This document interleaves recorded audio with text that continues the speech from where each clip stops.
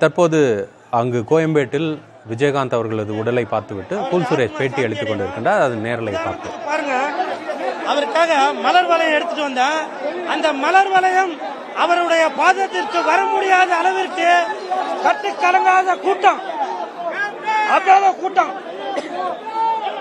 Captain sir, உங்களுடைய பாதத்திற்கு இந்த மலர் வளையம் வர முடியாவிட்டாலும் நீங்கள் செல்லும் வழியெல்லாம் இந்த மலர் வளையம் கண்டிப்பாக உங்களுடைய ஆத்மா சாந்தி அடையும். கேப்டன், நீங்க இன்று மறைந்து விட்டாலும் பலரது மனதில் நீங்க வாழ்ந்து கொண்டிருக்கிறீங்க. உங்களது ஆத்மா சாந்தி அடையணும். உங்களது குடும்பத்தாருக்கும் எனது ஆழ்ந்த இரங்கல். Captain, captain, captain. என் தெய்வம் எங்களை விட்டு எல்லாம் போயிடுச்சு சார். இனிமேல் நாங்க யாரும் பார்க்க போறோம்? இந்த கடவுளுக்கு கருணையே இல்லையா?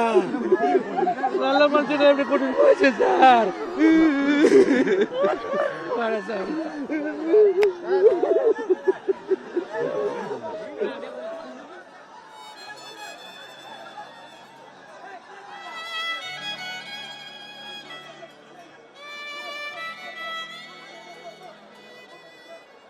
என்னுடைய டிராயர்ல ஒரு 100 ரூபா தாள் கிடக்கு.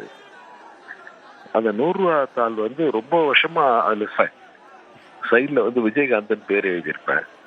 நியூ இயர் அன்னைக்கு நிறைய நியூ இயர் அவரோட இருந்திருக்கோம். நாங்க ஷூட்டிங்கே சென்டிமெண்டா பார்த்தோம். புலன் விசாரணையில ஆரம்பிச்சு ஷூட்டிங்கே நியூ இயர் அப்போ ஒரு ஷூட்டிங் பண்ணலாமா அந்த ராஜா கேட்பார். நான் சொன்ன பண்ணலாண்ணா அப்படின்னு சொல்லிட்டு நம்ம பண்ணுவோம். நியூ இயர் அதுவும் ஒரு ஹாஃப் டே ஷூட்டிங் பண்ணிட்டு மரியாதைக்கு ஷூட்டிங் பண்ணா நல்லா இருக்கும்னு சொல்லிட்டு அன்னைக்கு பணம் கொடுப்பாரு. ஒரு 100 ரூபா கொடுப்பாரு. இன்னைக்கு நான் பணம் கொடுத்துட்டு இருக்கேன்னா அதுக்கு முதல் காரணம் அவரு தான். அவரு கத்து கொடுத்தாரு எனக்கு. அவ உடம்புல தொடங்கி அரவிந்த் சாமி வரைக்கும் அங்க ஆரம்பிச்சு இளவரசன்ல ஆரம்பிச்சு ஒரு ஒரு திரைப்பட கல்லூரி மாணவர் அப்படின்னா அதுக்கு மரியாதை கொடுத்தவர். அப்பாற்பட்டு வெளியில இருக்கிற நிறைய இயக்குநர்களுக்கும் நிறைய பேர் அவருடைய நினைவுகள் சுமக்கிற நிறைய பேர் இருப்பாங்க.